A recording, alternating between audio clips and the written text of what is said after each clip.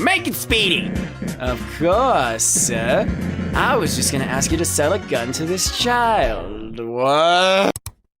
Basically, Undertale Yellow is a fan-made prequel to the massively popular RPG, Undertale. The game follows Clover, a human child dressed as a cowboy who enters the underground on a personal quest for answers and is confronted with the human impact on monsterkind. Undertale Yellow boasts its own original cast, locations, fighting mechanics, and soundtrack, while still giving the charm of the main game. And as they experience Clover's journey, players will have one fact sticking in their minds. No matter what, by the game's end, Clover must die. How would they know this? Let's go back to 2015. On September 15th, Toby Fox released Undertale, which told the story of a child named Frisk's journey through the underground, a kingdom that housed monsters. If you're clicking on this video, I'm assuming you already know the game's lore, so I'm not going to get too deep into it. What I want to talk about is the barrier the humans created to keep the monsters trapped. As we know, there's only two ways to cross the barrier: if someone held the soul of a human and a boss monster, or if someone gathered enough power to shatter it completely. King Asgore, following the death of his son, ordered all humans who fell into the underground to be killed and their souls brought to him, with 7 being enough to break the barrier. And when Frisk entered the underground, 6 human kids had been there before them and had been killed. This is talked about frequently throughout the neutral and pacifist routes. Hell, you see the souls right before you fight Asgore. But despite their importance, we never learn who these children were. Not their names, nor their faces, nor their stories. Undertale Yellow changes that. 'Cause, like the namesake, Clover's soul is yellow. When they entered the underground, 5 kids had already been killed. And when Frisk fights Photoshop Flowey, the yellow soul shoots a gun.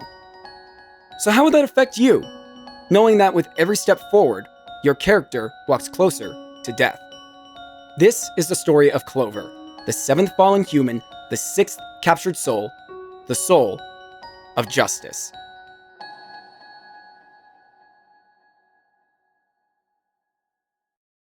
The game began with Clover climbing Mount Eboot with a missing poster in hand that displayed 5 figures and deliberately jumping into the underground. After landing on a convenient flower bed and running into a curious frog, a motherly goat appeared to chase it away. She introduced herself as Toriel, explaining she came around this area to check if anyone had fallen in. She decided to guide Clover through the ruins, demonstrating how completing puzzles allowed residents to move from room to room. Is it possible to get deja vu in a prequel? Toriel tried using a switch puzzle as part of this lesson, but one of the switches she marked didn't work. Believing she had simply marked the wrong one, the Go Monster instructed Clover to try the other lever. Oh! My child! Are you alright? Oh dear, I'm afraid I cannot reach you. I must leave for a moment. You will stay there, will you not? Fret not, my child. I will protect you. Please, wait there.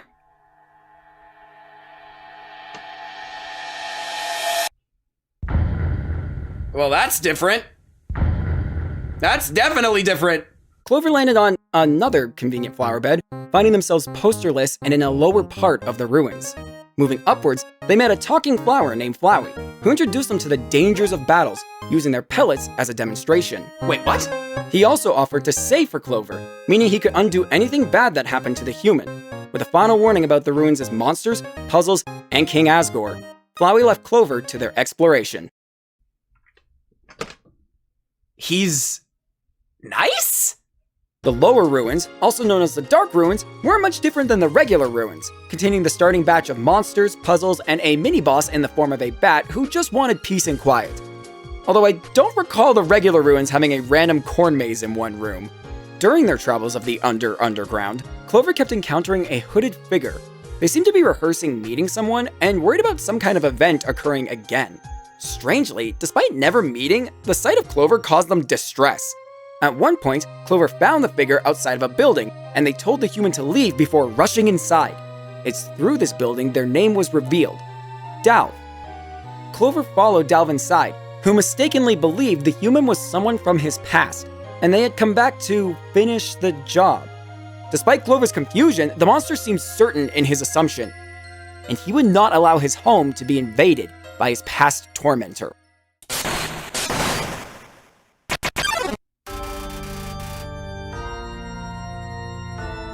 I don't suppose you can leave the way you entered, could you? That would be easier for both of us. I'm sure it would be, but I can't do that. All I know is that somehow you found me. Sorry to make things difficult, but I'm not cowering away this time. Brother, I don't know what you're on about. This region of the ruins is my home, and my home has rules. The residents understand that, but it seems as if you never got the memo. That, or you're purposely ignoring my wishes. Ah, what the fuck? What's with that sad face? Don't you understand? Don't you remember me? I am not who you think I am. Why does this keep happening down here where people think the people down here are someone else? You look so helpless, different. But is it a front? I'd like to think it's not. Can we just fucking be good buddies? No, you aren't trying to hurt me. You aren't who I believed you to be, are you? How could I be so foolish? I apologize. I truly do. This got out of hand. I don't know how I can make things right now. Shake a poor sinner's hand. You want me to shake your hand? Yeah, partner. But that is a sign of friendship. Don't get me wrong. I'd love to have a friend. I mean, I think. I don't really remember what that entails. I guess I'll give it a shot if you will. With the misunderstanding cleared up, Delve invited Clover into his house. It was a simple hangout, with the two sharing some sponge cake, studying Delve's drawings, and Clover learned more about the corn maze. A while back, someone had been leaving corn outside Delve's door every day. When they suddenly stopped showing up, Delve planted the last cob he had in honor of his mysterious friend. Because of Clover's kindness, not only did Delve open the exit further into the underground for them, but the monster decided to break his self-imposed isolation and move to Snowdin, wishing to share his creativity with the wider kingdom. Well, Clover, thank you so much. See you later, friend. Okay, little precious little vampire he is. Leaving the ruins, Clover entered a snowy landscape, and after being congratulated by Flowey for surviving, learned the place was called Snowdin. It's implied by the bridges above that this was a lower area of Snowdin that Frisk possibly walked over. It's in this lower region that Clover would meet the best character in not just this game, but the entire underground.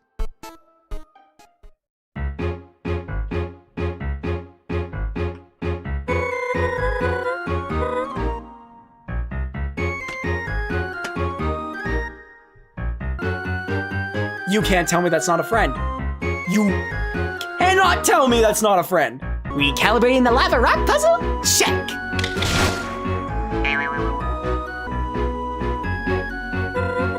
Well, it should hold together for a few uses at least. And that's good enough for me. Next stop, Honeydew Resort.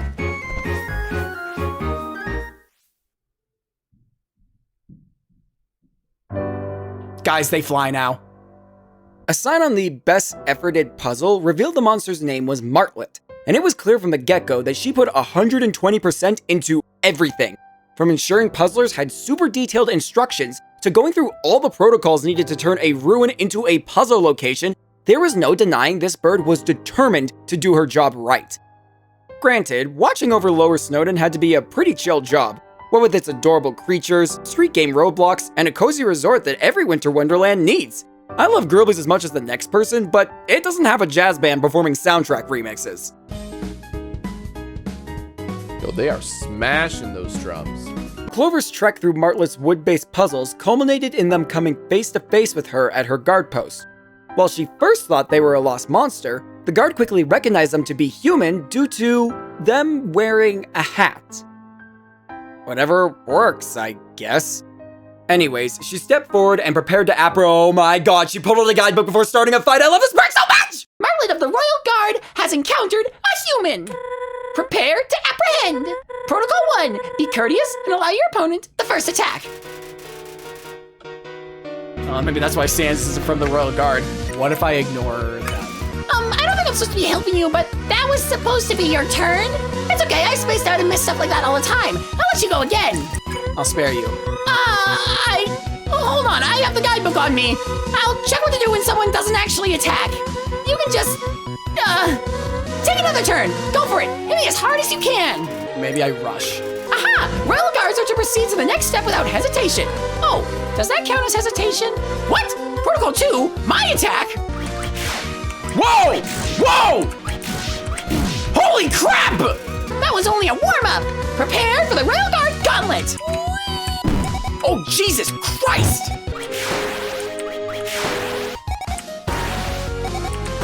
She's kind of sick nasty, I'm not gonna lie. Whoa, whoa, whoa, whoa, whoa, whoa! Oh, God. Oh, okay. Whoa, whoa, whoa, whoa, whoa, whoa, whoa. Oh, no, I'm hearing Jevel's theme again. That can't be right. You're not fighting back. I don't want to hurt you. You're all cute and stuff. Would you mind being aggressive? Oh, new action. Insult. Insult them. You called Martlet a weenie. Aw, that was adorable. I don't even feel insulted. I feel like I've been honored. You put so much work into that. You forcibly tell Martlet you don't like her clothes. That's more like it. What kind of Royal Guard wears rags like these, right?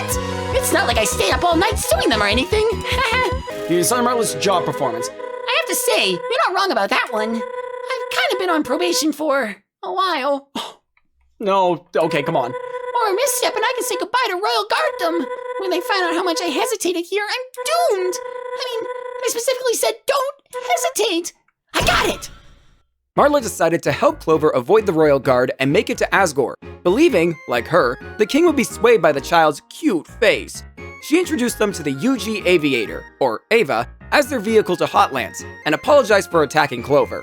Her kind heart gained mine and therefore Clover's trust, and the two companions set out on their boat trip. Wait, hold on! I was supposed to be on the Ava with you! As the two sailed through Waterfall, Martlet passed the time by getting Clover's review of her guard performance and talking about her woodworking. She briefly mentioned her mentor, Chujin, but he seemed to be a bit of a sore subject. Unfortunately, Martlet didn't anticipate their route leading into a high-speed Hotlands pipe, leading to Ava crashing in a mineshaft. Martlet became separated from Clover, and Flowey noted they were off course of Asgore's castle. Following his advice of walking forward and seeing where we end up, Clover exited the mines to find...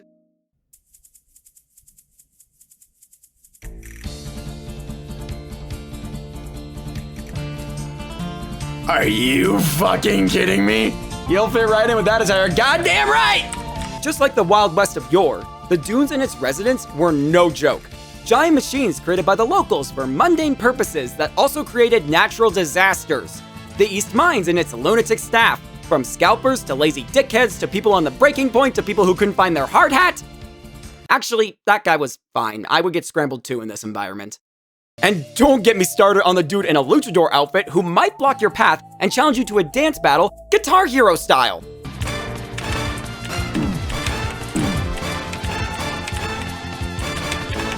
What the fuck? So, needless to say, this was my favorite area.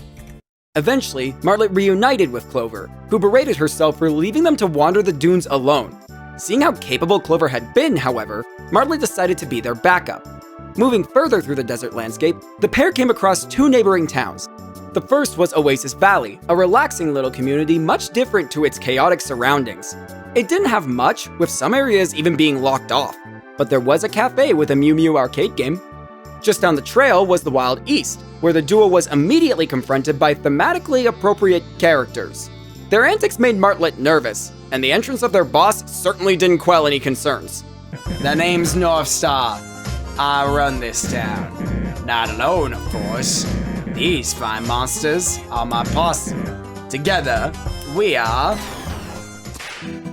The Feisty Five. Okay. Northstar recognized Clover as a human, probably from their hat, and had his crew nab the child from Martlet. Star brought Clover to the local saloon to show them off, where they met the sheriff's good friend, Soroba. It's actually Soroba who clued Clover into Star's interest in humans, and that he most certainly would pull the child into his antics. Knowing they probably wanted to go home, she offered a possible route to Hotlands if they just went along with Star's plans for a bit.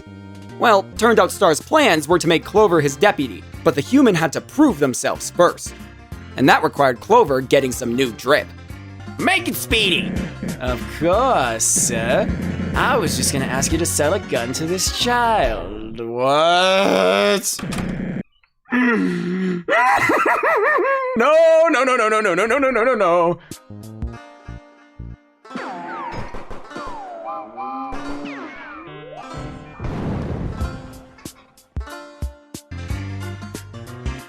want your dial-up internet! After equipping a child with an actual firearm, Star ran Clover through their tests. A quick shooting lesson, an old-fashioned duel, safety goggles and fake guns included, and a classic trolley problem were set to test Clover's aim, emotional resilience, and judgment. Between each mission, Clover was given free rein to explore the Wild East as they pleased. During these breaks, Clover learned bits about Soroba's past. For starters, while talking about Star's family of farmers, she revealed that Martlet's old mentor had actually been her husband. Later, Clover finds her looking over some old Western movies. While talking about Star's enthusiasm for them, the name Kanako slipped out. But just like with Martlet, both of these people seem to be touchy subjects. Anyhow, it was clear that no matter what Clover did, Star was going to be satisfied. It was also apparent his bias towards the human was rubbing his friends the wrong way. So when Star announced Clover passed the exam and earned the role of deputy, the rest of the team were none too pleased. He then headed off to the mines to get Clover's badge made, leaving them alone with 4 very angry monsters who felt the human needed a real challenge. Ow, ow, ow, ow, ow! What the fuck? What the fuck? Ow, stop! What the fuck? Oh, shit. Ow, ow, ow! Fucking Jesus! I've been trapped! Fuck! God, this sucks! This sucks! Hey! Oh, man. Star came back to witness the chaos and was furious. A fight broke out, with accusations of jealousy and unfair treatment flying like bullets. This culminated in the rest of the Feisty Five and Soroba leaving the Wild East. Abandoned and confused, Northstar went somewhere to think. Clover chased after the monster, finding him on a natural bridge. And trying to justify his actions, he accused Clover of ruining everything and rationed himself into thinking that by doing the king's work, the reverence he'd receive would bring all of his friends back. And that meant turning in an outlaw. Clover, you've been an excellent deputy, but as a lawman, what I'm about to do is embedded in my soul. My true duty. Don't make this difficult for me. Just hold still. I know I'm better than this. Fucking let go, Star. Star, let go! A dignified sheriff would face their opponent fairly. However, you're no everyday bandit, so get ready. No. Fuck! Oh god! I have to play with him with me being lassoed? Star, stop! Star, stop! Star! Star! Fuck! Why'd you have to step foot in my town? Just a few hours ago, everyone was getting along. This is the only way to fix things. The only way I know. Are you fucking kidding me? Clover, you gotta understand. Understanding's kinda gone out the window. Fine. I didn't want to use this, but I have no choice. Goodbye, partner. Stay still. I don't want to hit my lasso. Got it.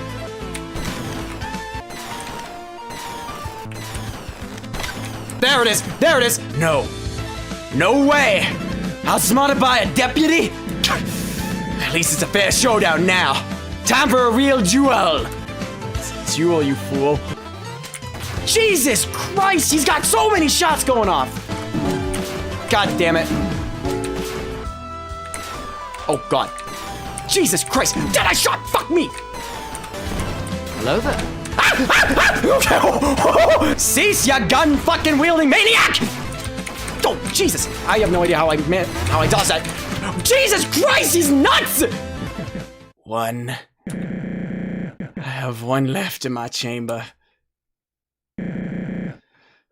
I'll make this count. It's fine, buddy. Do what you need to do. You lower your weapon and raise your hands. I was never shooting in the first place. I don't know why I had it out. What? What are you doing? This isn't fair. Starlo! Stop this right now! Soroba begged one last time for the Starlo she knew to return, and this time, the sheriff relented. He apologized to Clover for attacking them, and revealed his admittedly nerdy-looking face. He also revealed he staged the Wild East as a grand distraction for Soroba, mentioning Kanako himself. The canine monster was clearly thrown by this, but quickly brushed it off. telling the two Western cosplayers that she needed to tell them something involving Kaneko, and to meet her by the old Steamworks gate. Marla then appeared, having been freed by Saroba, to quickly let Clover know that she had to leave for a bit to keep the royal guard from getting suspicious. And also to report the raft crash. Clover followed Starlo and Saroba, taking a moment to meet the former's family, who owned a rather lush cornfield. Outside a large metal gate, Saroba produced a mask Kaneko made her, and admitted Kaneko was her and Chujin's daughter. All the context clues had pointed to Kaneko being dead, but Saroba continued she knew her daughter was alive somehow, with Starlo instantly clocking what she meant. The lab. Precisely.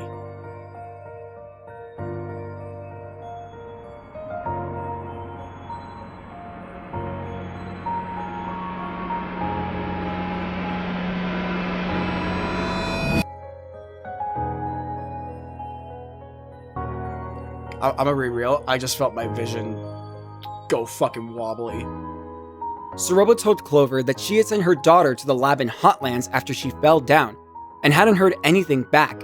Since Clover needed to get to Hotlands anyways, and the abandoned steamworks were the quickest way there from the dunes, it was the perfect team-up. Starlo was told to stay behind so he can make amends with his posse, and Saroba opened the door using Chujin's old work codes, as he had previously been employed by the steamworks. But before Clover went ahead, Starlo had one final thing to give them. You got the deputy badge. Let's go! Despite a few hiccups, our little adventure was a blast. I'll be seeing you around, partner. Yes! Yes! Clover followed Saroba into the steamworks, finding them overgrown and the generator offline. Saroba told the child to wait while she got it operational, but it should be clear by now Clover is a human of action. Flowey tried to dissuade them from continuing to help the monsters with their problems, and instead stay the course. It seemed the living plant was starting to get impatient, which is a bit strange for someone who claims they're trying to help a kid escape. Clover finished powering up the facility, and led the team of two over a sea of pink lava and vents bursting with steam to enter another building. Oh, right. I should probably mention that turning on the facility had also woken a long-resting resident.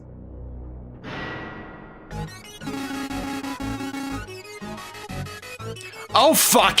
Intruders spotted. Steamworks, Eastern Branch. Wait! Who are you? Access model 014, ready to guard and protect. You have trespassed on private property. You have also utilized machinery without permission. No, we're just heading to Hotland. We aren't malicious in the slightest. It was us who woke up this place. Isn't it nice to have power? Well, it is nice to be operational again. It is also not nice. All of my comrades have rusted over. I always knew I was the best, but I am also lonely now. Oh well. I will now trap you in a cold, dark room for which you might perish. My husband, Chujin, used to work here. I have permission. Chujin? My creator? Huh? Sorry, I do not see him present. Goodbye. Wait! Welcome back to Falling! Dropped into a storage room, Saroba was frustrated by their predicament, as she was unwilling to be forceful with Axis out of fear they were Chujin's last piece of work. Deciding instead to fix the robot's loneliness, the human and monster gathered scraps from the room and fashioned up a companion before venting out of containment. Moving forward revealed other robots in the complex had woken up from the generator restarting. Some were inconvenient, some were very convenient, and some were very outdated. Eventually, they found their way to the office building, only to realize Murderbot had been expecting them. Why do they have to put his head like that? That is horror fuel. Escaped convict spotted. Steamworks, office, branch. Oh no, run! Ah! I didn't realize he was gonna prop it! I didn't realize I would get a click off! Ah! No. Halt! You are coming with me. Stay here while I get the tall lady. Do not touch anything. God damn it! Okay. Oh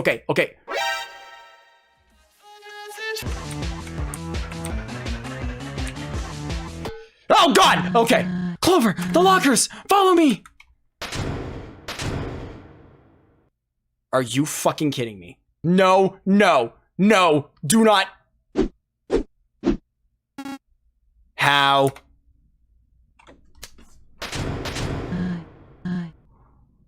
You know, I'm just saying, if that robot had the senses of an alien, he probably would have found them in there. Not sure why I feel that way, but... After avoiding the hearing impaired, the two moved further into the off. Oh my god, Saroba, your husband made the Terminator! Axis cornered the two, and Saroba intended to present him with his new metallic partner. The killer robot was uninterested in love, forcing Saroba to girl boss all over his stupid ass. Now, unarmed, literally, Axis was forced to retreat. Saroba and Clover cherished this moment of peace, as they found a nearby common area and sat down for a quick chat. They talked about life in the underground, Asgore's plan, and Kanako. Saroba even showed the human a photo of her daughter making the mask she now held. Clover decided to explore their surroundings a bit more, giving Flowey another chance to push the human towards their original goal, finding the 5 missing children. Which, by the way, at no point did Clover ever mention that was their mission? Despite Flowey's protests, Clover continued to traverse the steamworks with Saroba, pushing through an overgrown greenhouse and a very glitchy gardener to find a crossroad. Saroba recognized the symbol above one of the doors and used Chujin's passcodes to gain access. Inside, they found a lobby with a rusted receptionist and a note mentioning a robot control station. Both the human and monster realized if they gained access to this station, they could disable Axis and reach Hotlands. The two began climbing up the factory, having to please an aggressive productivity AI to unlock the 2nd floor. It was even worse on the 3rd floor, as the ever-persistent Axis was lying in wait, eager to show off his new limbs. Do not resist arrest any longer. Stand still and let my handsome hands shine. I'll be honest, I think Axis was so embarrassed that even after the duo found the door code and turned the lights back on, he just let them go. On the final floor was the manager's office, and while searching for the code needed to reach the control station, Saroba found performance reports on her husband. They detailed his repeated failures while creating Axis, culminating in the accidental destruction of Asgore's flowers. Despite Chujin's pleas that his machine was necessary for monsterkind to survive, the king decided to trust more capable hands. Saroba was enraged reading this, knowing her husband had been successful. She cursed out the royals, telling Clover they couldn't be trusted with Kanako's life. Together, they gathered the necessary elevator code, and while riding towards the control panel, Saroba learned of Clover's goal of finding the missing kids. Strangely, she decided to keep their fates a secret. Once they reached the Steamworks supercomputer, Clover deactivated the robots and opened the path forward. Safety was felt only for a moment, however, as the two became separated in the next room. And Axis's frame was on Clover's side. Yeah, the bot had emergency backup power because Chujin made the fucking Terminator and had to think of everything, this stupid, smart, brilliant dumbass! Axis was reasonably pissed off at the attempted shutdown, and Saroba pleaded with Clover to find a peaceful solution while she broke down the door. Axis went to attack Clover, but realized their programming prevented aggression against the pacifist human. Ugh, forget this. Here, I will make you a threat. There, now you have a drawn weapon. Loopholes are wonderful, are they not? Now, time to die. Oh my god, that's awesome. What are you doing with that lid? What? I don't know. It was not supposed to be useful. That is cheating. Huh. Oh, so it's not hit my soul, it's hit below. We're just playing Breakout in a way. What is he doing? Oh, do I have to bounce that back at him? Yeah, I do. Oh, nice. Oh, bro, you can't just put me in the undying situation. That's just rude. Oh, God. Oh, God. There we go. Where does he throw me now? Oh, no, it's a don't move attack with him throwing shit. That's brutal. No, don't throw me in the center again. You piece of shit. Take that. I am starting to regret giving you that lid. Could you please drop it? No, bro, you're doing fucking wacky shit and I don't like it. Oh, ow, ow, ow. Bro. No, bro. Come on, bro. There we go. That is enough. Unbeknownst to you, I brought a backup plan. Portable generators equals infinite battery. Good luck. Are you serious? Bro, this is fucking cringe. Hit me, hit me, hit me. There we go. Yeah, hit the generators. Ah! Hit me, hit me, hit me, hit me. Got his ass. There you go. Oh, he's mad. Bro, he's strafe running me. Boom. He's not dead. And there we go. Good job holding your own while I was occupied. Axis seems pretty dazed. One more shock should do him in. Let's end this.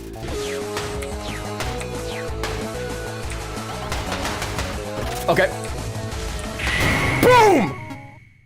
Shutting off strenuous emotions to save power. Now void of his murderous rage, Saroba presented their robot companion to Axis again. This time, the Protector Bot fell head over wheel for them. As a thank you, Axis allowed Clover and Saroba to leave, but not before asking Saroba to tell Chujin he missed him. Ouch. The human and monster proceeded to the Hotlands elevator, but before they could enter, they were waylaid by Starlo and Ed. While Team Steamworks had been running from the T-1000, the reunited Feisty Five had wanted to give Kaneko a return party. And when tidying up Saroba's old house, Ed had found a hidden trap door. Saroba started to panic, while Starlo demanded to know why she really needed Clover's help. The canine monster fled through the elevator, and Starlo ordered Ed to take Clover back to the Wild East while he pursued his old friend. Reuniting with the other Feisty Five members and Martlet, Ed revealed the trap door held papers and tapes that belonged to Chujin, but he didn't have enough time to fully study them. Martlet offered to investigate with Clover, while Ed stayed back to properly fill in his friends. The gate in Oasis Valley was now open, with the path leading to the Ketsukane estate. The Dream Team found the trapdoor in the dining room, and upon entering it, discovered a secret study containing the notes and tapes Ed mentioned. Martlet hoped they would reveal a complete misunderstanding, but instead, they revealed one of the Underground's darkest secrets. Greetings. This is Chujin. I don't have much time these days for writing a journal, so I opted for video. Today, I traveled to Snowdon with my daughter on casual business. While I was busy, Kaneko wandered off to play with the residents. A few panicked townsfolk ran up to me saying that a human had entered the area. They attacked the monster Kaneko was with. She was so close. She could have been next. I was fired from my engineering position. I poured my all into my project, but it wasn't enough. Why am I punished for trying to take our struggles seriously? I must live in the present and plan for the future. Prove that I can save monsterkind. Another way. After years of research, I've made a breakthrough. Boss monsters. They may be the key to monsterkind's survival. I carry the boss monster gene. Boss monsters are immortal until they produce offspring. What if anyone could become a boss monster like me? Like Kaneko. My theory for this involves the fusion of a human soul and a boss monster soul. From that, a serum would be extracted which could transform any average monster. I must conduct more tests. Rather foolishly, I experimented on myself. Over and over. The subject rejected the fusion, and I think I know why. My soul has deteriorated, and I don't know how much longer I have. This is a message to my dear Saroba. This research is up to you. No one else would listen. Look for the next human who falls down here. Someone pure of heart. Uncorrupted. You must have a boss monster soul nearby to fuse with. Damn it all. Search for a willing boss monster in the underground. Someone else. Please, Kaneko. She needs to live a happy life, unaffected by my endeavors. That is my final wish.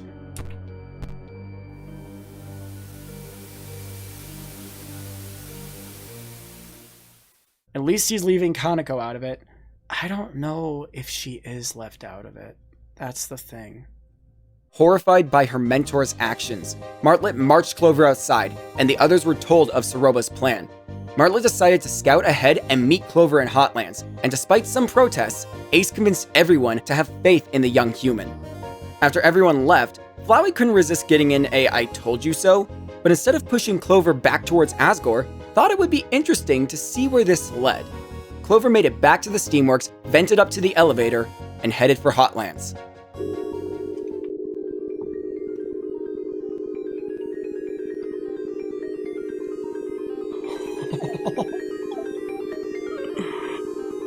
Oh, hell yeah.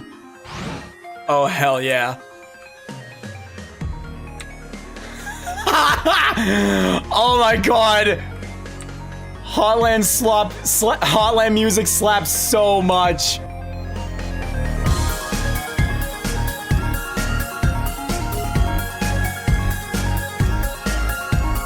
I must say, after exploring new corners of the underground, it was nice to see a familiar area and appreciate the little callbacks and references to its future. Also, it had my favorite shopkeeper of the entire game. Following a tip from the UG apartment's receptionist, Clover met Martlet on the roof, where she introduced them to the core. Beyond it was New Home, where Soroba and Starlo had been spotted. She took the small moment of peace to tell Clover how kind they were, and how if they could change her view on humans, surely they could change Asgore's when they went to face him. But that had to wait. Soroba had to be stopped, and no one could do it but them. So, partner in crime, you ready? Yeah! Fist bump! Let's go! The Desperados took the elevator down to the west side of New Home and began scanning the streets. They eventually found Soroba and Starlo quarreling on another rooftop, and Martlet joined in to try and talk the canine monster down. But every argument they made was met with rejection. Soroba would see her husband's work completed. She quickly knocked out Martlet and Star as they tried to protect Clover, and called the human naive for believing the other human children would be safe. She lambasted Asgore for his plan, stating that humans would just shove them back into the underground to rot. And while her plan made her no different morally, she felt it was more proactive. With her husband's research, she would protect monsterkind.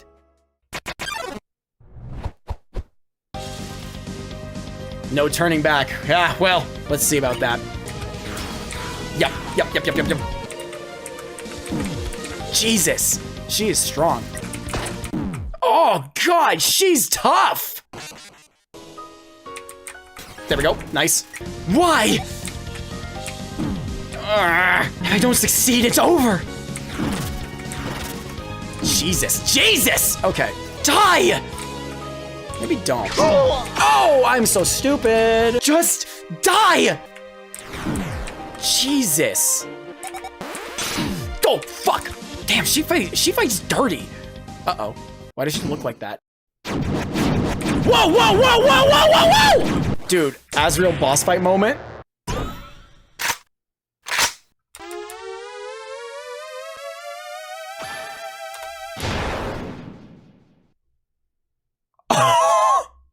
Holy shit, Clover. So it's come to this. My last resort. For Chujin. For Kaneko. What? For the future of monsterkind! Whoa, wait.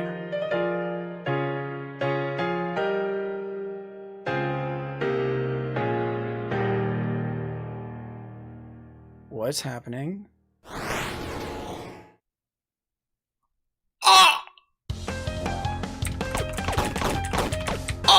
What? Excuse me? She's a fucking anime boss! Are you kidding me? X? Oh! How the hell? Oh, I was shooting at her. Okay.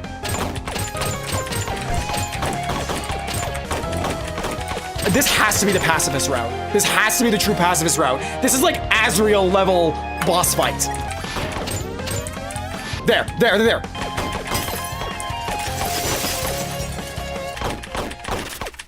Crack that mask! Chujin is dying in bed and tells Soroba about the hidden study and his work. He asks her to watch a message he left her once he's gone. As the two share a moment, little Kaneko listens at the door.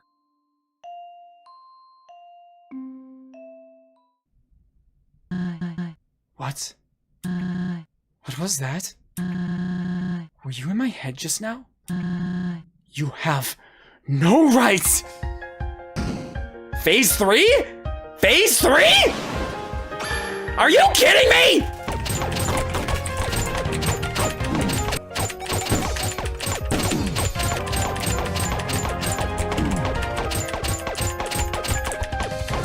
There, got it. More memories, more memories, more memories. Kanako finishes watching Chujin's final message. She pushes her mom to let her help complete Daddy's research. Saroba relents, and the two share a hug before Saroba injects her daughter with the serum she created. Kanako falls. Saroba begs her to wake up. The solution didn't work. Saroba slammed Clover for making her relive her worst moments. She proclaimed that instead of letting her mistakes consume her, she was chasing the one ray of sunshine she had left. Stopping was not an option.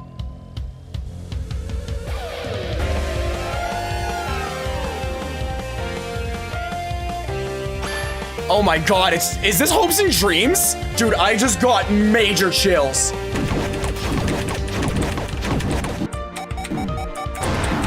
Jesus!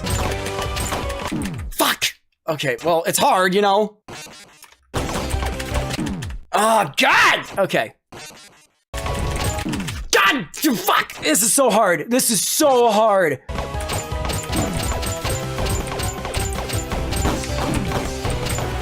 Oh my god! It's just so chaotic. I can't keep up with everything.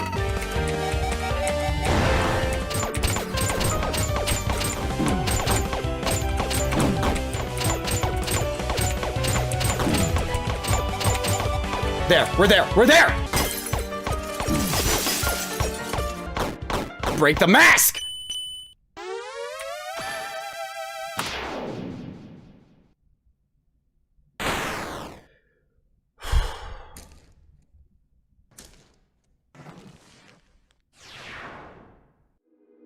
Defeated, her daughter's mask shattered. The weight of everything Saroba had done to honor her husband finally hit her. She begged Clover to finish her, but they refused. Starlo and Martlet both woke up, and Saroba apologized for how she acted. Starlo comforted his friend, while Martlet promised to use her connections to help find Kanako. Saroba began to apologize to Clover, but they've never been one for words. With the situation calmed, Martlet prepared to take Clover to Asgore, but Saroba made them all realize the king would not care for the humans' pacifism. As the three monsters debated on how to keep Clover safe, the child stepped away to think. They thought about going home, about the pain monsterkind was feeling, about all of their friends, and the love that had grown between them. Flowey realized something was wrong, and so did everyone else. Clover? What's going on?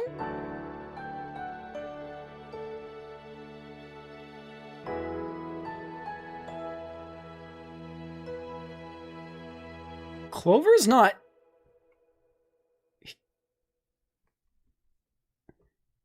Is Clover giving them their soul? Martlet and Starlo begged Clover to reconsider, but Saroba accepted it since it was the human's choice. Martlet then realized this was about the monster's freedom, which Clover confirmed. The group came together to share a hug, before Clover returned their gun to Starlo and presented Martlet with their hat, which, side note, absolutely broke me. The two left, and Saroba placed the human soul in a capsule. She offered to stay with them, but Clover reassured her they'd be okay. Once alone, the human collapsed, and somewhere, Flowey decided to let them rest rather than resetting, knowing another human would eventually come.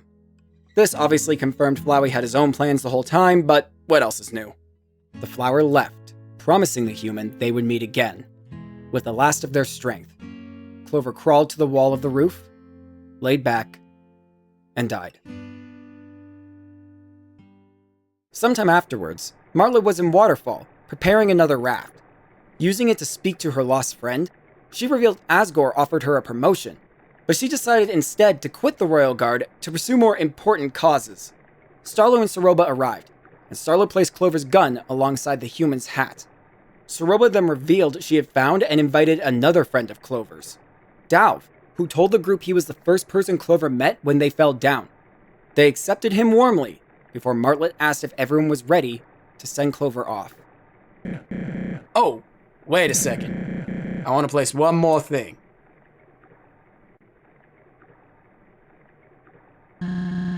Safety glasses? I want Clover to stay safe on their journey. That's so stupid. That's so dumb.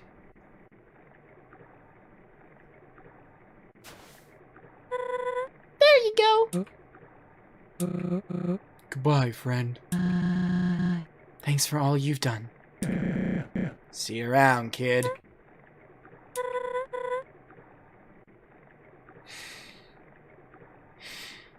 Take care, Clover.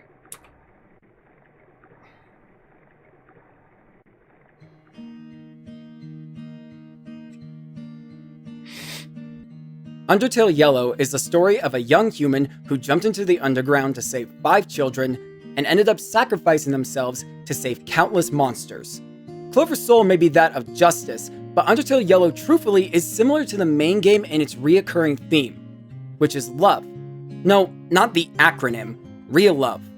People can love many things: their home, their job, their friends, their family. But Undertale Yellow, just like the main game, shows what love can be. Love is helping someone who is scared. It is helping someone to trust again. It is giving them the power to love themselves. Love is supporting your friend when they are struggling. It is backing up your friend even when they're acting crazy. It is helping your friend understand when they've gone too far. Love can make you hurt. Love can make you reckless. You can love someone so much you will do anything for them. And love means forgiveness, even when you feel unforgivable. Love is wanting to protect. Love is recognizing others' strengths. Love is believing in others.